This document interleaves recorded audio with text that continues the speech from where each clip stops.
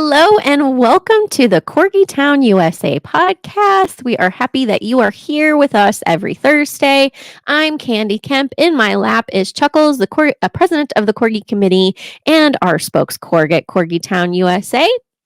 I'm Catherine Cohen. I'm the executive producer of the podcast Corgi Town USA and Corgi Mom to Mr. Digby. Mr. Digby, and we have in our studio setup for this season is here at the Corgi Town USA headquarters. So Wiggin is resting at home at Cat's place from a distance, but here tonight we have the entire Corgi committee. We have Digby and Mortimer and Booger and Hammer and of course Chuckles in my lap. So we have all the Corgis. All the Corgis. So you might hear a bork or two, but we do have them locked out of the studio with exception of Chuckles in my lap here to keep from getting equipment knocked over like they have been doing all night to us. Yes. So now they are protesting and letting us know that they don't like being locked out of the studio. So you may not see all of them, but you'll probably hear them. Yeah. Yep. So I'm going to turn your mic up a little bit, Kat. Okay. Because we lost you a little bit. You are on, right? I am on. Okay, yes. You're on. There we go. Perfect. Well, I am excited because we are doing a big segment on creators. Yes. And we like to bring people on the podcast that are artists. We like to support independent artists and creators. And we typically like to bring on people that either have corgis and create art or create corgi art. And I had a little gift. And I believe it's my angel corgi. My granny had sent me, she does this sometimes. She's real sweet and she will send me gifts out of the blue. And it's always delightful. And they're various corgi things that she finds. And she had a corgi angel sent to me. And I think it was to represent my Lilo, my corgi angel Lilo. But it's a stained glass corgi. And it's very cute. It's very pretty, very classy, and very cute. And if you are listening and not watching, you want to go over to our YouTube page so that you can see it. I'll put it in front of a white background. But it's a beautiful little corgi, and it's a chain that goes on a suction cup. So I have it in front of my French doors in my house so that you can see the colors come through. But it's a beautiful piece, and it's one of my favorite things that I have. Very eye-catching. It's one of the first things you see when you walk into your house. It is. Everybody says, oh, look at that beautiful little stained glass corgi. So I found the artist that created this. And, well, actually, I'm lying. I didn't find her. Her business card was, and then I said, we have to have her on the podcast and talk about this art. But one of the things that we are going to have at Corgi Town USA is our windows will have stained glass corgis. Aww. Created by Patricia. So should we bring her on and talk about this? We should. Yes, okay. Absolutely. Let's bring her on. Let's bring on Patricia. Welcome. Hi. Hi. Thank you for joining us tonight. I know it's kind of late where you are. You are in Canada. So thanks for staying up with us tonight. Oh, yes. You're welcome. I'm happy to be here. Well, we appreciate you. We have so many questions, so we're going to try to keep from keeping you all night. But I do want to ask, how did you get started? Where did you learn to do stained glass? It's a very, very particular kind of art. Yes. So tell us your story. Well, I used to quilt. I still quilt, but I wanted something different. So I went to my local college and they had stained glass as a class. So I enrolled and did 2 semesters. Now that was doing leaded glass. The things I do now are copper foil because the pieces are inside of a piece of stained glass. There's a lot of little pieces. Yes. And you can't do the lead around them. So I now do the copper foil stained glass. It's just a different technique from the lead. Right. So I did 2 semesters and went from there. I did dog shows, CKC dog shows. I set up a booth and sold stained glass there. Sorry, Mortimer's talking to us as you're talking. Sorry for the back talk. Corgis are sassy. Yeah. So I did that, and then one night I did a stained glass of a boxer, posted it on Facebook, and I have been crazy busy ever since. Oh, wow. Wonderful. Yeah, doing custom work people send me pictures of their dogs or cats or whatever, corgis, and I do them from the photos. How neat. Yeah, that I is love neat. it. It's I used to work in the vet clinics. Oh. Now I work at home with the stained glass, so I love it. It's I'm lucky to be able Very to much do what so. I do. Yeah, Yeah, creating art, that's fulfilling work. It's fulfilling work that requires It's fun. talent I don't have. You have talents. You just Yeah, they're not art. they're Just- not art. Yes, this is very true. I hate to not call you an artist because you have artistic Tendencies. yes. I have artistic Yes, tendencies. artistic tendencies. That was the word. Yeah. No, I understand that. I'm a musician. So to me, that's like my medium. And so I Yeah. completely understand like Yes. we all want to create art for a living if we are artistic. That's always a dream, wanting to do Yes. it. Yes. But you talked about custom pieces. I did have a question about, can you explain your process in creating custom piece? Like I know you said someone sends you a picture. Do you sketch it out first? Do you put it on computer and then, or do you do it straight from the brain? What's your process look like? Well, I used to do it by hand. Then I got a computer program that helps. So Oh, yeah. I take the picture and I sort of rough sketch it. Then it goes into the computer and it helps me fine tune it. Mhm. And then I match colors and send it back to the customer for approval. And when they agree, then I create it in glass. Did creating it on a computer shave your timeline? Probably maybe half an hour. Huh. Not a whole lot, because most of it is done by hand. And then just some fine tuning is done on the computer. So you're still doing it by hand. You're just doing Yeah. it by hand another way. Yeah. Yeah. Yeah. That And makes sense. then once they approve it, I pick the glass to match. And each piece, I should have brought a piece up, is handled probably 5 or 6 times before it's a whole piece. Okay. Yeah, because I do the pattern, then I cut Mhm. the pattern and glue it on the glass. Then I cut the glass. Yes. Then I grind each piece. So the wings there were separate, so I had to grind them to get them smooth. Then you have to wrap copper foil around them. And then you have to solder it. Wow. Then you have to patina it. Then you have to That is a polish on long- it. And it is a long process. Yeah. Many To do steps. a piece, I'm sorry. I said to many do a- steps. Many Yeah. steps. And once you put the polish on and polish it off, you put the chain on and then it's finished. Well, I have to say I'm very impressed with detail because this one, look at that little tongue. Yeah. Look at that pink little tongue. It's that little Yeah. And the Corgi saddle, that Yeah. we're so used the to. Corgi saddle on the neck floof. I mean, you definitely have the very characteristic attributes of a Corgi represented here. I try to match it as best I can. Sometimes From the nose color's to not nose. 100%, but Corgis are one of my favorites. Aw. They are Corgis and Huskies. I love them Aw. both. Yeah, Yeah. yeah. Well, they're pretty dogs, so I Yes, imagine very when you're much. doing something that's you're working with colors and light, and then I can certainly understand that UI.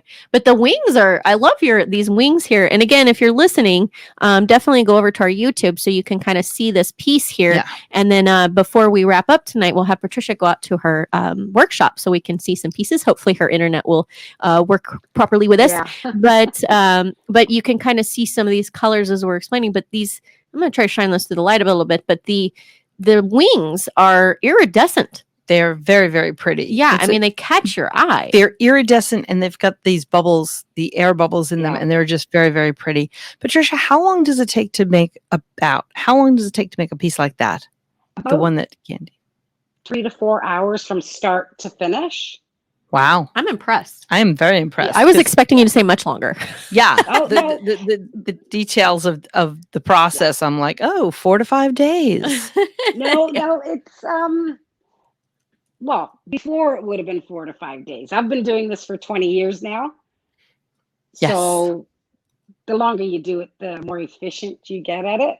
And you can cut better and you can copper foil better. So Mhm. yeah. It is. I absolutely love mine. It takes a lot of practice Oh, I'm sure. Then to get that way. yeah.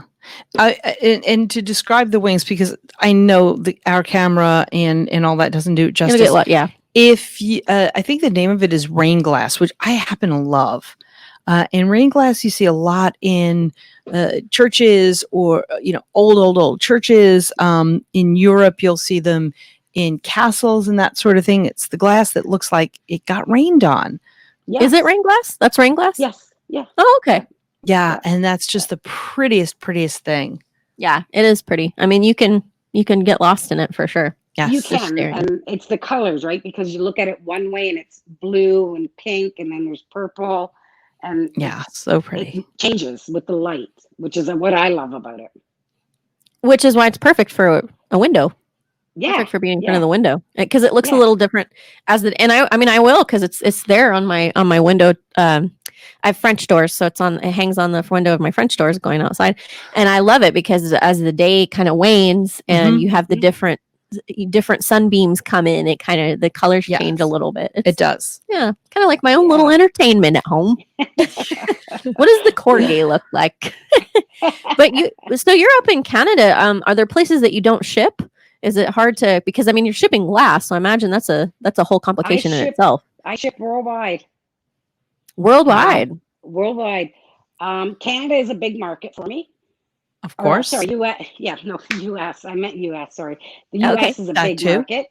But I've sent to Australia, Japan, all over Europe, Finland, Denmark, England, Germany. Yeah. Wow. Yeah. That's amazing. And I mean, that packing process, so you have it down. You have a system. I do.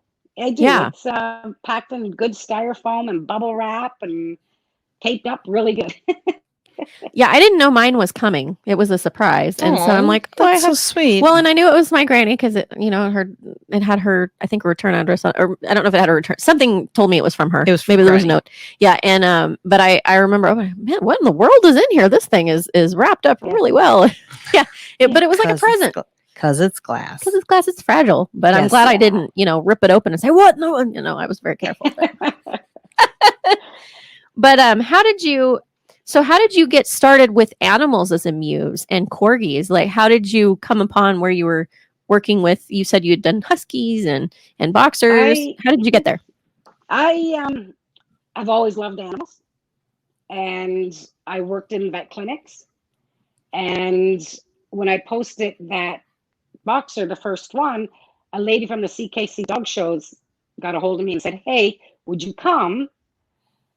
And I said, well, sure. And she said, but we need dogs because it's a CKC, Canadian Kennel Club, right? Yeah.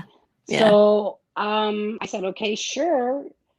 And I went and people started ordering. So they'd send me their pictures, give me their pictures, and that's how it started.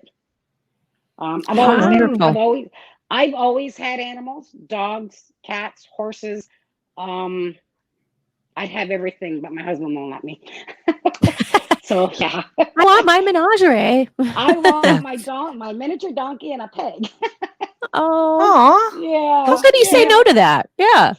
Yeah, well, then he'd have to help look after them. Right. Yeah, kind of becomes his responsibility too, darn it. Yes. Yeah. There's that. So that's how I started. And then I posted on Facebook, and Corgi people were the first ones to jump on board, which I loved. Like, my girlfriend has corgis. A good friend of mine in town, another friend has corgis. So I've always had them around me. I just didn't own one. Yeah. So yeah, they started, and they are still one of my best sellers. We love our swag. Yeah. We love our swag, our corgi people. Yeah. Inspired by corgis. I love it. Yeah. And there's Yeah. no two. There's no two alike. They're all different. Very much so. Yeah, we can tell you. We have 5 here tonight. Yes, very different. Yep.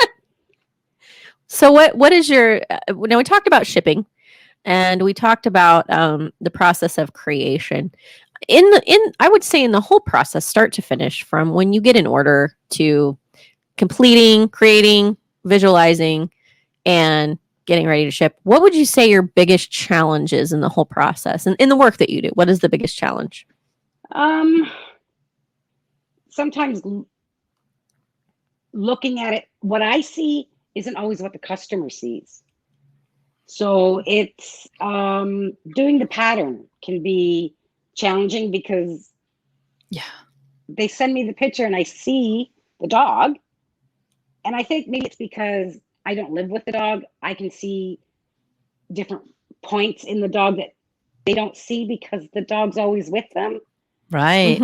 And that, because I pick that up, they don't see it. So it's trying to get them to step back and look at the picture the way I see it.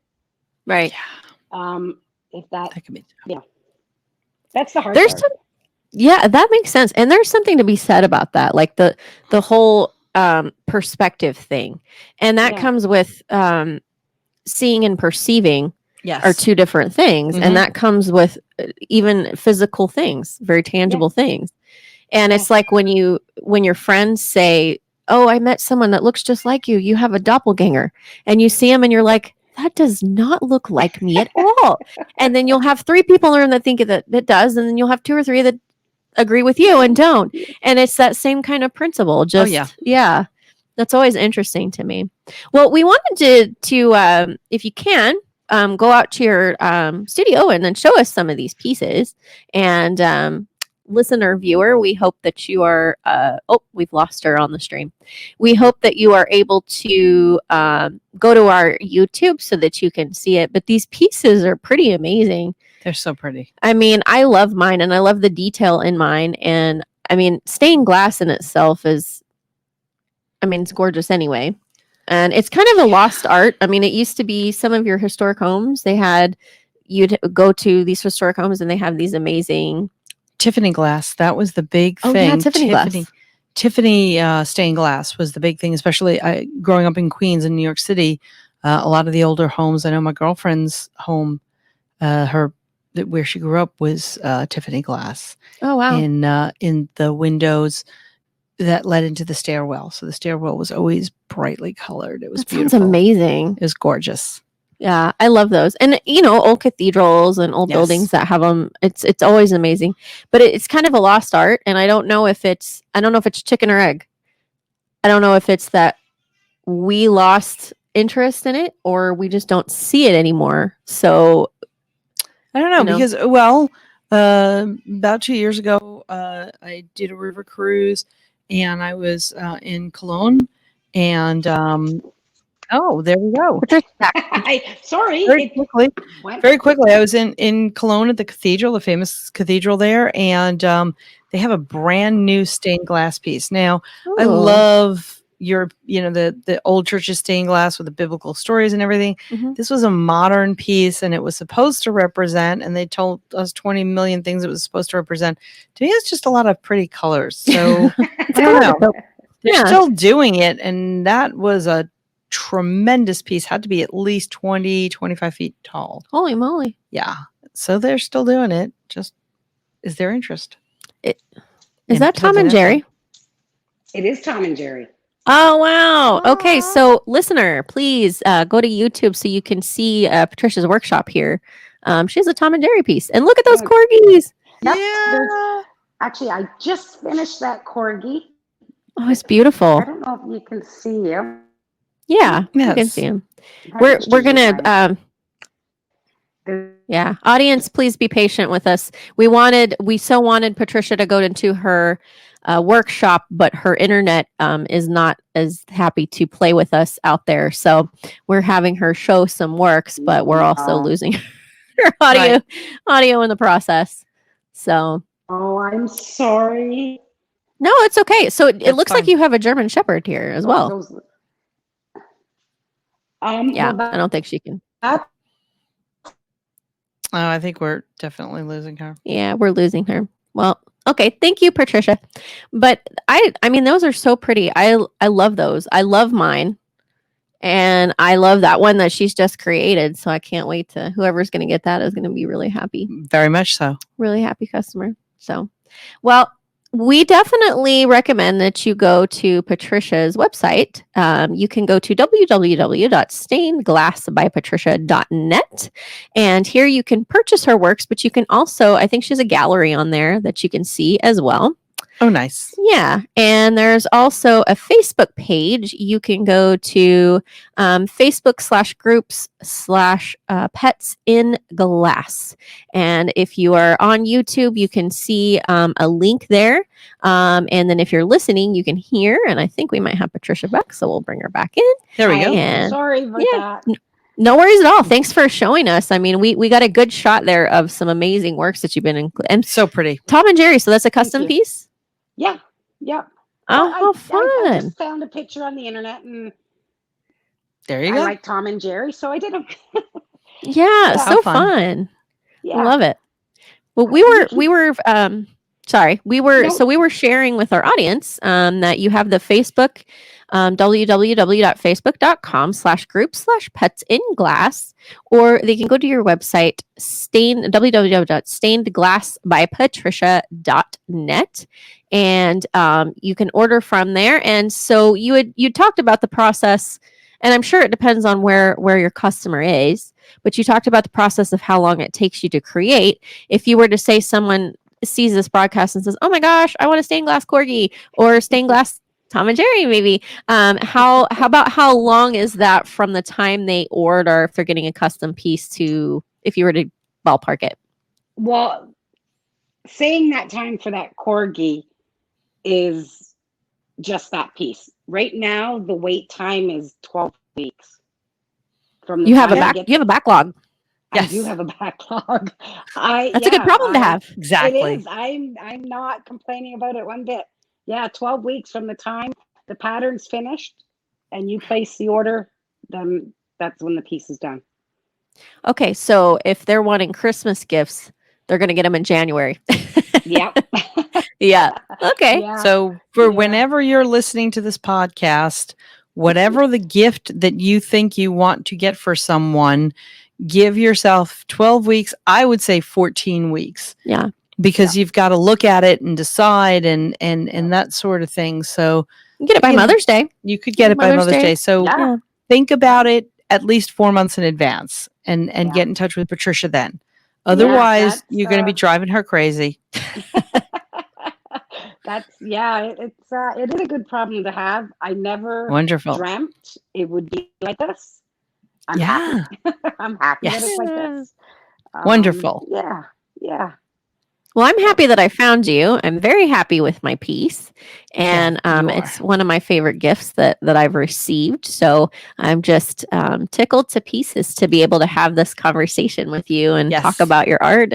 And we got a little glimpse into your studio. So that's really cool. Oh, well, I'm happy to be here. I'm glad you called me. Well, we're not going to let you go without telling us about your pets. Now, I know you said you don't have corgis, and that's fine. We don't hold that against you, but we wanted to hear about your pets that you have. Right now I have a shepherd pit bull mix. We rescued her. Aw. Yeah. Oh, we love rescue And stories. Her name's Mhm. Lacey. She's 5 Lacey. now. Mhm. I got her when she was 6 weeks old. Like I said, she was a rescue. She was being Oh, thrown you out. rescue puppy. Yeah. Yeah. And then my cat, she's 11, and I got her when I worked at the vet clinics. She came in a group that we were spaying and neutering for a rescue, and she was in the last group that we were doing, and she just fit in the palm of my hand. So I brought her home too. Oh, Aw. baby kitties are irresistible. They Yeah, are. They're Yeah. so irresistible. Yeah. So they're the only two I have right now. I lost my other dog. She was 14 in March. So I'm yeah, I sorry. know. So sorry. But So it's hard. yeah. But I'm happy with these two. They make me happy. Yay. Yeah, we Yeah, love rescue yeah. stories. We have a whole segment on the show about rescue stories. It's wonderful. My pets have always been rescues.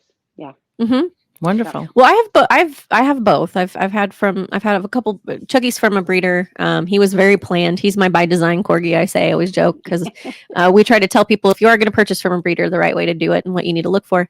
And so I had to research for him and kind of travel and do a lot of phone calls and interviews and things because you practice what you preach and try to go from responsible breeders. But yes, I love my rescues. My Booger, she's a rescue. And Booger, I think, is the same age as Hammer. But 11. Yeah, that poor girl she was one of those that was kind of poked outside. And when I got her, Very sad. when I got her, she was 6 months old, but she hadn't been potty trained. Her teeth were black. She was so inundated with fleas that we thought she was overweight until we dipped her. That was flea dirt. That's how. Yeah. So I don't think she was ever inside. I think she was poked outside and forgotten about. And of course, she didn't have any manners training because she'd been stuck outside. She's now manners trained.